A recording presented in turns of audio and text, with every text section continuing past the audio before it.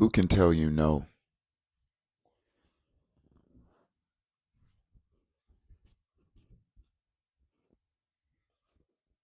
Who can tell you no?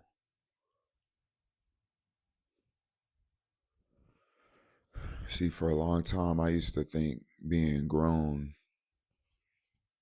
um, meant no rules. I'm grown. Hey, I can do what I want, when I want, how I want.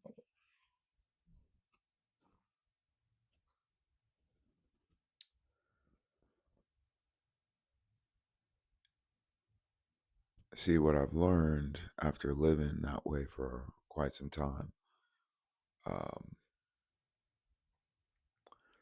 is that wisdom is on the other side of bridled authority, authority under control. And so, what I'm saying is, if there's no one in your life that you willingly enable to speak into your life and essentially have the type of dynamic where major decisions or moves or just crossroads you find yourself at, that you could see a case for going either direction.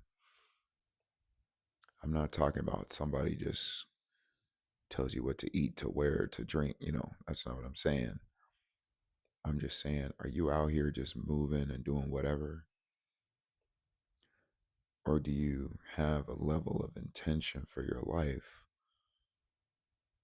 that would even put you in a headspace to think, who is a very small, trusted group of advisors that are ahead of you in life, that are clearly moving with the fruits to show, with a sense of purpose, excellence, and yieldedness? Not that everything they got is perfect, but just people who are really moving around this world, around their life in a way that you can respect and want to emulate.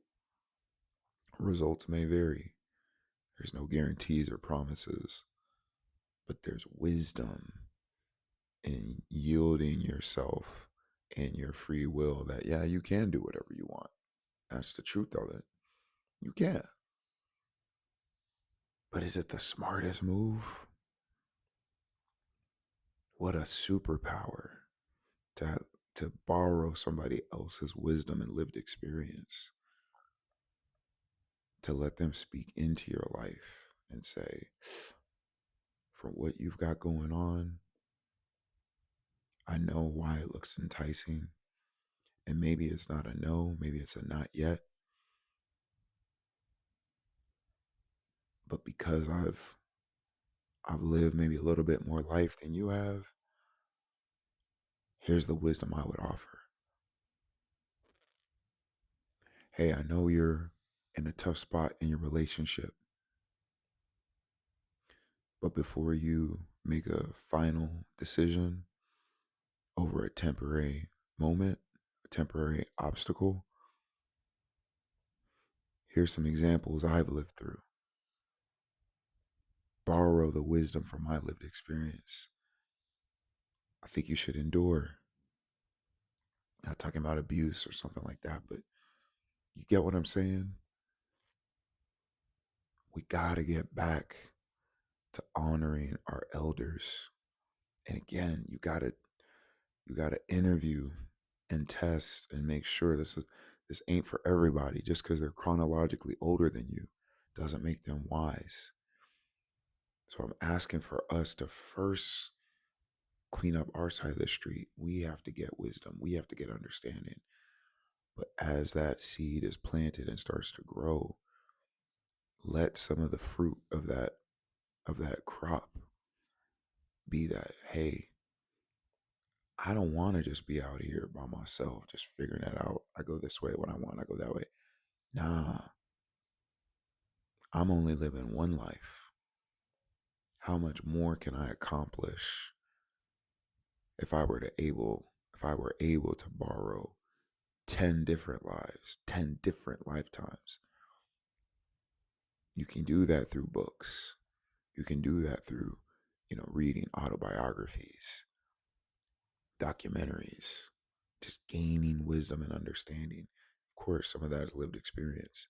But what I'm saying is, why does our generation, why does our time seem so zig to the zag of what generations and cultures and societies have done for millennia, which is the elders were considered honored, wise.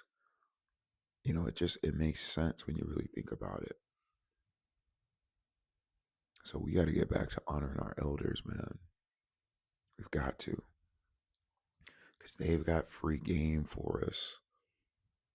Those select few that if we can borrow and learn off of their victories and mistakes and really reproof or scrutinize our own process based on the game they're giving us, man, what an opportunity to maximize our time instead of spending energy going down paths that have already proven throughout history seem great up front but get worse over time.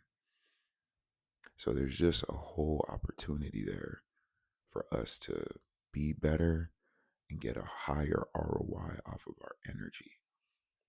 But it starts with, can you humble yourself enough? Can you become self aware enough to know you don't have all the answers? You just don't. And that's okay. You're not supposed to. None of us do. So that's all I'm saying, man, is if nobody in your life right now can really tell you no, then there's an opportunity to look within and say, what would it look like if I had a life where I had trusted advisors speaking into me, so trusted that I know that if I bring something to them, and even if it's an answer I don't like, it's for my benefit. All you got to do is look backward and just examine the tough moments you had, the heartache, the disappointments. And if you had somebody like that available way before it got to the negative conclusion, how thankful would you be for that? That's all I'm saying. That's all I'm saying. So, as always, anytime I show up, my goal isn't just to be on your feed, but it's to feed. We'll see you on the next one.